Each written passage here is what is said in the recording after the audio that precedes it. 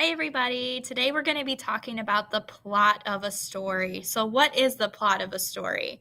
The plot of a story is a short summary of any story that you read. Okay. Also, anything that you watch as well. So, if you go to the movies with one of your friends and your mom asks you when you get home, well, what was the movie about? And you tell your mom what it was about, you would be telling her the plot of the story. And so every single story that you read, fiction story, has a plot structure, a way that the story is written to keep you engaged in what's going on. And so every story like that has a structure. So what are the ingredients for a plot? You have the exposition, the conflict, the rising action, the climax or the turning point of the story, the falling action, and the resolution. So let's start with the exposition of the story. The exposition is going to be the very beginning of the story, right as it's getting started, okay? So we use this diagram to show you how a story progresses from beginning to end. And so it's going to start with the exposition here, and then it will continue on with the other elements of plot. So what is the exposition? In the exposition, the author is going to be exposing you. That's where that word comes from, exposition. They're going to be exposing you to who their characters are, what their personality traits are, their character traits, the setting of the story, the time and the place where your story takes place. It'll establish a mood and a tone to keep you engaged in wanting to read more of the story. Okay, the next part of the story is the rising action. So we use this chart again. This is rising up, like if you were to go on the Millennium Force or the Top Thrill Dragster. Going up would be rising. And so the story starts to get more in depth and certain events take place that fall in the rising action category.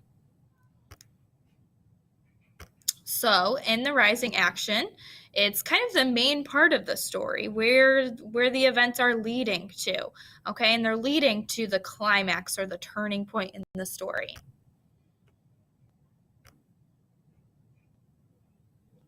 And that takes us to the conflict. So every story has a conflict, okay? It would not be a good story if it didn't have a good conflict in it. So a conflict is a problem that happens in the story, and most of the time it happens to the main character, and it's going to cause them to change somehow. It's going to affect their life in some way that's going to cause a change in them. Okay? So there are 3 different types of conflict. The first type is man versus man. And I know it says man, but this also means woman as well and child. But basically, a conflict against people, okay? How they are fighting against something or, trying to get something from one another. But that's man versus man. And then we have man versus nature. Okay, weather disasters, things like that can cause severe conflicts in the story. And then finally, we have man versus self. So this is where you have that internal conflict going on. Maybe the character struggling with something that they're feeling. So most of the time it's dealing with their feelings and how they're coping with certain situations. So 3 different types of conflict. Okay, so we had exposition, we had rising action, conflict, and now finally we are at the climax. This is the top of the roller coaster when you've spent all that time going up in anticipation of the ride and you're looking down and you're so excited or you're freaking out like I would be. And this is the most exciting part of the story. This is what makes you want to read. That exciting part in the movie where everybody gasps, this is the turning point when things start to change in the story and characters are really affected in the climax. So let's talk more about climax. It's the highest point, like I said. It's the biggest struggle of conflict that takes place. Okay, so that was the height. So after the highest point on the roller coaster and you're going down, now it's the falling action. So what is the falling action? This is when all those loose ties start to be wrapped up. You start to have some of your questions that you may have had earlier on in the story being answered. So falling action is leading you to the end of the story. So after that turning point, how are things starting to be tied together? Those aha moments that you realize you're making some connections between what went on earlier in the story and what's going on in the falling action.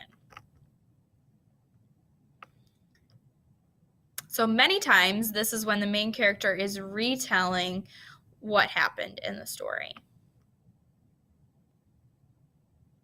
So finally, after the falling action, we get to the resolution.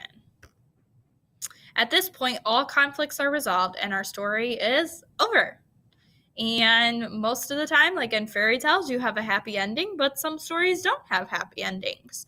But most of the time, your conflict is resolved unless they leave you on a cliffhanger, which might be the case if the story is a sequel or part of a series of books that they want to lead you to reading the next book. Okay, so the resolution is, how did that particular story end?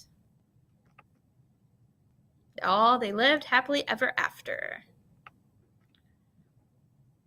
Okay, so just reviewing quickly, we have our diagram here, like our roller coaster.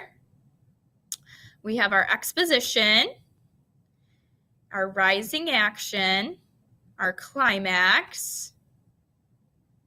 So here we have, exposition.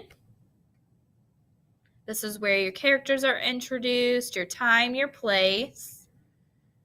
Okay, then your conflict, your rising action going up, your climax, your turning point, your falling action, and then finally your resolution. So that is the basics for the plot of a story. Have a great night. Thanks.